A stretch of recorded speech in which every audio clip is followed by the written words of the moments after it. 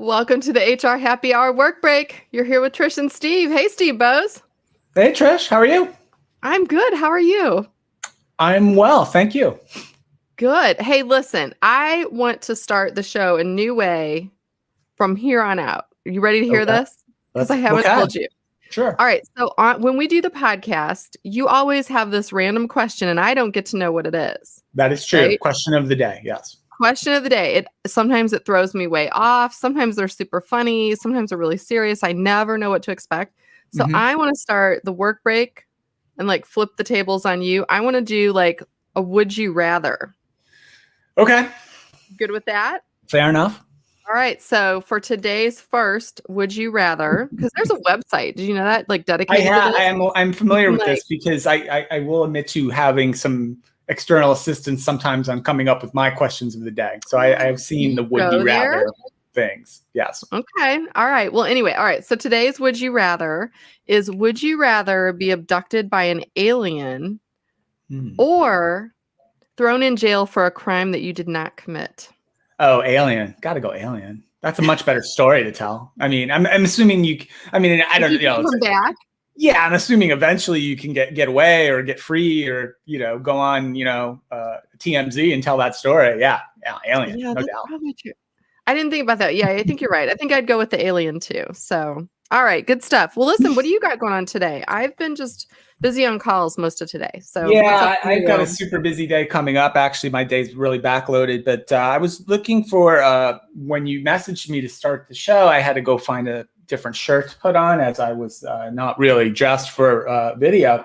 And while I was rifling through my pile of shirts, which is an awful mess right now, I found an old shirt. I don't know how well you can see this. This is a shirt from 100 years ago, and that's how old I am. And it has like Arabic on it. Yeah, I did an implementation. My very first enterprise software implementation was when I was working for AT&T. KSA stands for Kingdom of Saudi Arabia. That's where we were. It was the AT&T branch essentially in Saudi Arabia at the time. And they needed new systems because they won this massive like multi-year contract to like upgrade all the telecom infrastructure across the entire country. And, they were doing their accounting like on spreadsheets and things like that. And so they needed a whole new system implementation.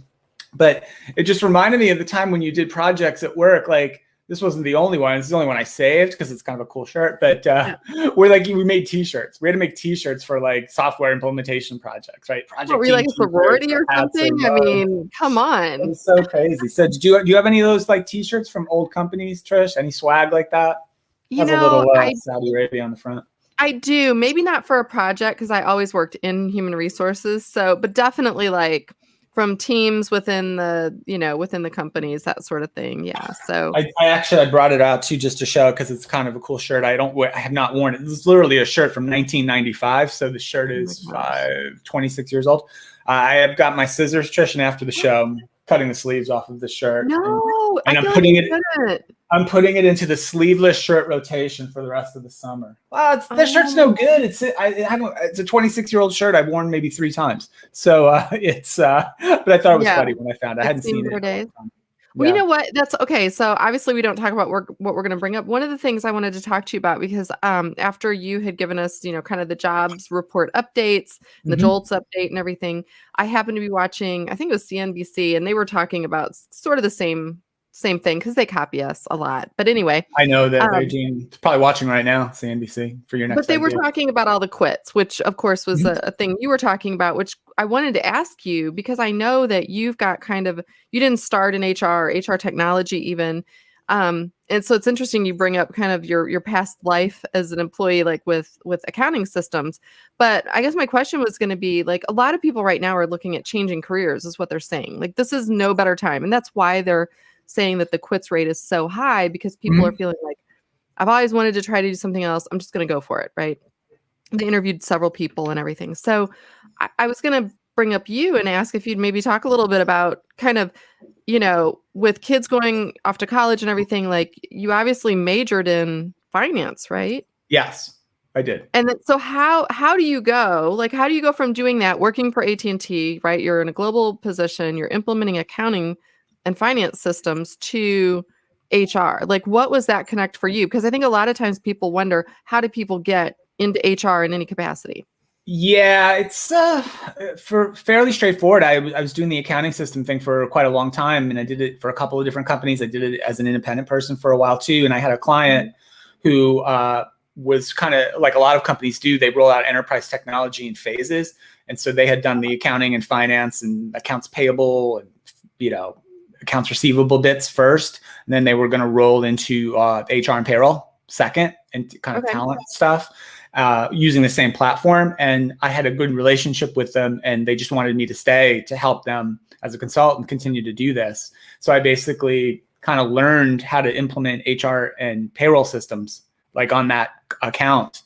And that was it really. And after I did that, I kind of liked that. I liked that better. It was more interesting to me than doing accounts payable implementations. No knock on my accounts payable friends, but that can be really tedious stuff. And so, and just not that interesting, not that innovative. And it doesn't really make an impact in the organization really, other than efficiency or cost savings or, there's no competitive advantage really that an organization can derive by having the best accounts payable software. I mean, there's some whatever efficiencies, cost savings, cash flow management, blah, blah, blah. But anyway, so that's it. I moved over to HR and payroll technology, and then did that for a number of years, and another, bunch of years in different capacities. And yeah, there you go. That's the story.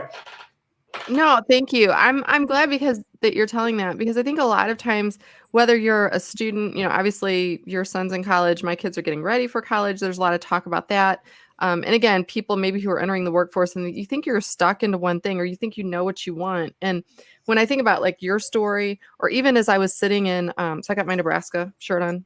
They have not accepted them yet, but man, Nebraska's pushing hard. We're getting letters like every day from them. But anyway, Back off Nebraska a little bit, please. We were in a session where they were talking. We were in the School of Journalism and Mass Communications, and they had like a slide up of like everything from broadcasting to podcasting and like everything you need to know about social media and you name it, content creation, influencing, all this stuff. And I'm thinking like, how cool that you can go learn that now. But like, we didn't take classes in this. You didn't take classes in HR, right? You just started doing it. So I guess my point is, like, I think people sometimes get so hung up on, I have to have a class to teach me how to do something, and then that's all I know how to do, so I can't make a move to something new. Yeah. But I think you're a really good example of, you can teach yourself, right? Even what we do with podcasting or vlogging, we've taught ourselves over the years. And so I just would be encouraging, if you're someone who feels stuck in your job, but yet you haven't quit that job, there are so many out there. I mean, they're saying there are over 1 million jobs, 1 million more jobs than people looking. Yeah, that ratio is under 1 now of jobs to unemployed people to jobs, got under 1 for the first time since prior to the pandemic. It got, and it's going to go lower, I think, Trish. I think you're right. And I think one of the things that's happened, I wrote about this in HR Executive last month, but a lot of the technologies we're seeing in HR tech are skills focused. Our friends at Oracle, for example, released a big new update focusing on what they're calling dynamic skills. And one of the features of this kind of technology is to help people understand not only the skills that they have and have demonstrated and how they map to certain jobs or careers, but also to infer the skills that they likely have, or their ability to learn a new skill is quite high based on their profile. And it's using like AI and sort of a skills graph to build that, to help surface opportunities to people, as you said, Trish, who may not have thought about them previously or may not have considered themselves qualified, right? Because they didn't specifically have the skill on their resume, if you will. But it's likely that they could either learn that skill really, really quickly, or just with a little bit of effort, or a little bit of training, a little bit of certification, whatever the case may be. And it opens up lots of new career opportunities to them. So there's a lot of really interesting technology in that skills space. Really cool stuff. Yeah. Trish, I wanted to. Like, people just need to jump out and do it. Was all I was going to add. Like, just do it. Yeah. Right? Yeah. I mentioned on Monday, I wanted to talk about vaccine mandates in the workplace. I think, let's save that to tomorrow, because I have like a ton of notes on that. It's probably more than a 2-minute conversation. So I want to bring up one thing though, for sure. This is a sure sign, Trish, that the people over at Mountain Dew don't probably watch this show, and they did not hear my rant recently about, we're pretty good on the hard seltzer, like no more innovation is needed there. Trish, in case you didn't see this, Mountain Dew will launch 3 new carbonated alcoholic beverages early next year. The 3 flavors are regular, whatever that tastes like. I don't know what a Mountain Dew tastes like. I don't think I've ever had one. Regular hard Mountain Dew, black cherry hard Mountain Dew, and watermelon hard Mountain Dew. Early 2022 launch date, Trish. I suspect I will never try any of those products. Trish, are you going to have a hard Mountain Dew when it becomes available? No, I don't even have Mountain Dew right now. So yeah, I guess we're not going to have them as a sponsor on the show. No, I rule them out. We have made a long history, Trish, where we have integrity. The only, I'll go Diet Coke. I'll even go Diet Pepsi, which I don't mind. That's not my preference. I'll go Diet Dr. Pepper for sure. I'll accept them as a sponsor. Yeah. But no, I will not, unless Mountain Dew comes with like a boatload of cash to sponsor this show, Trish. I'm out on Mountain Dew. I'm not a Mountain Dew person. You know what? Here's the thing on hard soda, I guess now is what we're into. I don't know. Am I just old that I would be like, okay, if I really want a Mountain Dew or a whatever watermelon Mountain Dew that's spiked, I got a whole liquor cabinet full of my favorite alcohols that I can just pour in what I want. Like if you want a rum and Coke, you just pour some rum in the Coke. Or if you want a, little vodka in your 7-Up, you just do it yourself. I don't know that I need it in a can from my last elective class I took in college, Trish, 100 years ago. One of my last electives, just to get the 3 credits I needed to graduate. It was a class in like the hospitality college or whatever that was called. Really? And the class was called Wine and Spirits. That was the name of the class. So you studied about wine, you studied about spirits. Yeah, and the best part was like when you take the final exam, like the best. Like the only way I survived it was a lot of the drinks, like the recipe is the same as the name. So so those are boom. What, how do you make a rum and Coke? Boom. What, rum and Coke. What goes in a gin and tonic? Boom. I was all over those. Some of the other ones are harder for sure, but I got by. I think I got like a C+ or something. I made it. Hey, speaking of gin and tonic, I had one the other day and it was had a little bit of pickle juice in it. So good. I'm not even like a big pickle person, but that's my tip. That's my drink tip for the day. Put a little. It was like sweet pickle juice. Would anyone admit they're a big pickle person, even if they were? That's a weird thing to confess to. I'm not sure. All right, people, tweet at us if you're into eating pickles or big pickles. That's a whole another show for a whole another day. Trish, today somebody endorsed me on LinkedIn for some skills. Remember when that was a thing, like 7 years ago? What did you get endorsed for? I don't know. I didn't even look. You didn't. All right. Hey, listen, you go look that up. You report back tomorrow what you were endorsed for. Thanks everyone for taking a break with us and for humoring us as we kind of navigate through our midday workday. So anyway, have a great day. You were going to say midday crisis. Go ahead. Sorry. My midday workday, Steve's midday crisis, obviously. Goodness. All right. Have a great rest of your day, everyone. We will see you back here tomorrow for a work break where we're going to talk about, what are we talking about, Steve? We are talking about vaccine mandates in the workplace. News is breaking every minute on this, and I think we should talk about it. Exactly. And I'll have another exciting Would You Rather for Steve. All right.